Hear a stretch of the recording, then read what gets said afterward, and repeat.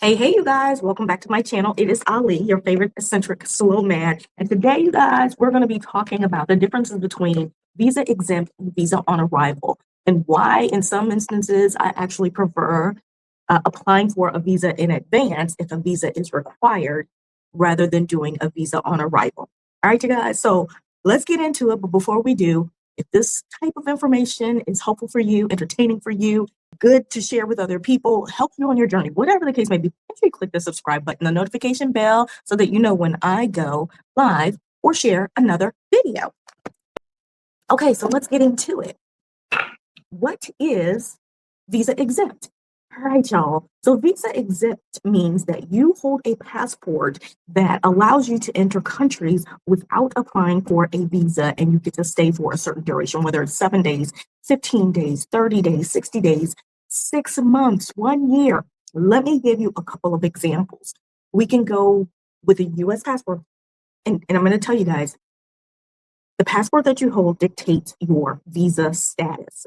Visa exempt, visa on arrival, non-entry ability to go into different countries. So when you hear someone talk about visas and what you need to do, that it applies to everyone, and this is blanket information. No, you need to know what you need to do for the visa the passport that you actually hold. And there is a index that I use very often that tells you what your status is, where you can enter, what you need to do, and that is called passportindex.org. So check that out. Okay, so visa exempt for a US passport holder allows us entry into about 140 countries right now. Yeah, we have fallen a little bit on the list. We're down in the 40s, ranked number 10, 11, or 12, somewhere on that list. But that still allows us access into multiple countries where when we arrive at the gate and we go through immigration, we don't need to have a pre-approved visa. We don't need to apply for a visa when we arrive. Our passport is our visa. Our passport allows us entry. Sometimes we enter through an immigration desk where someone stamps our visa, or we can go through the electronic gates to enter into a country. So that's visa exempt. You don't need anything to enter. Your passport is your visa card. Then there's visa on arrival, which in a lot of instances is the same as applying for a visa in advance, and in some instances is not as good or not as beneficial. So visa on arrival means that you are applying for your visa using the same paperwork, documentation, and etc. that you would use if you were applying for a visa online prior to arrival. So that means that when you get to the airport, you're going to spend more time in the airport. So when is this not a great idea? Well, if you've got a flight landing at 1 or 2 a.m. in the morning and you've been flying for 8 hours, who wants to sit in a line of people doing visa on arrival and potentially have some sort of issue at 2 a.m. in the morning, or during the busiest time of the year, during holiday season, or if there's, festivals or whatever's going on. So you want to think about how you're traveling, where you're going, and why you are going there, because that will impact maybe the decision you make on how you decide to get your visa status approved. Okay. So visa on arrival means that you literally need to go fill out the paperwork and then walk up to the visa on arrival. That sometimes it's lickety split very fast and in and out, and sometimes it can be longer. Now, the other thing to think about with visa on arrival is typically when you have to get a visa, there is a fee associated. Well, the benefit of doing it online is you can pay with a credit card, PayPal, whatever different options that they offer. Whereas typically 99.9 times out of 100, when you apply visa on arrival in a country, you're going to need to pay with cash. And usually it's USD. A lot of times they don't even take their current currency, but a lot of times it's USD. So that's something to keep in mind when you walk up to that desk and they say, hey, or euro. I'm sure, if you had to apply for something. Anyway, when you walk up to that desk, they're going to ask you for cash only. So keep that in mind. To me, that's another reason to apply online in advance.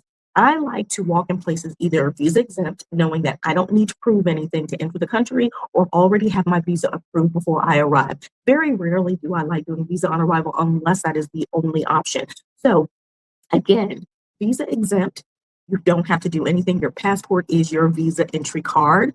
Visa on arrival, you got to apply, you got to wait, you got to pay in cash.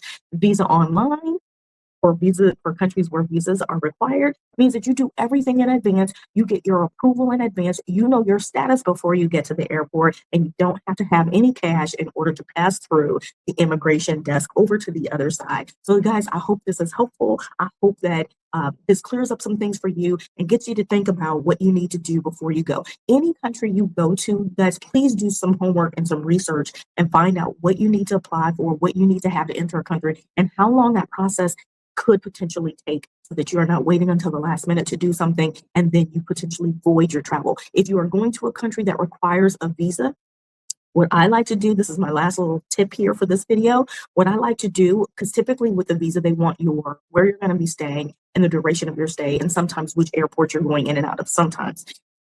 When I apply for my visa, I have a hotel that I have picked. Word of advice, get a hotel that allows you to cancel. Should something happen and your visa is denied, and you've booked a hotel for a duration of 7 to 10 days or whatever the case may be, and it's not refundable, oftentimes they're not going to grant you this, I'm going to give you your money back. Sometimes they will, but oftentimes they will not.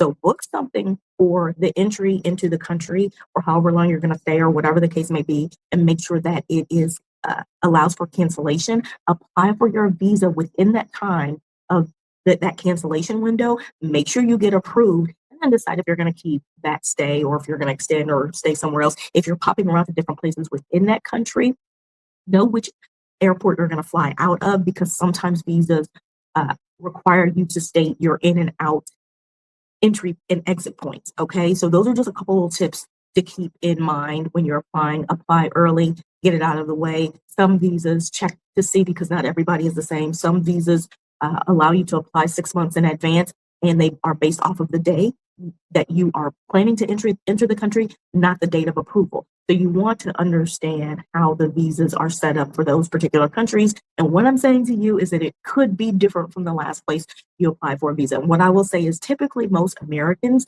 do not or are not used to applying for visas, even you EU people, because you move around so easily. But we're not used to applying for visas. So if you need help with just how to think about the visa application process, make sure you jump into click this, I think it's up there, my QR code, and that is going to take you to my link tree, which gives you access to one-on-ones with me, where I can assist you with getting things in order to start your journey, whether it's a trip, whether it's a sabbatical, or whether it's a relocation. So make sure you reach out to people who have done some of these things and can actually help guide you through those processes. And if you are looking for different places to go and you don't know what to do, check out a couple of my travel guides. I'm amping up what I offer on my website in terms of suggestions for what you should do and things that you should know before you go to certain places. So check back often. Right now I'm offering buy two, get one free. So you can't beat that. So if you're going somewhere and you want to hop around to a couple different cities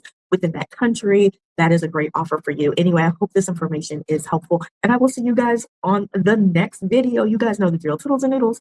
Peace and hair grease.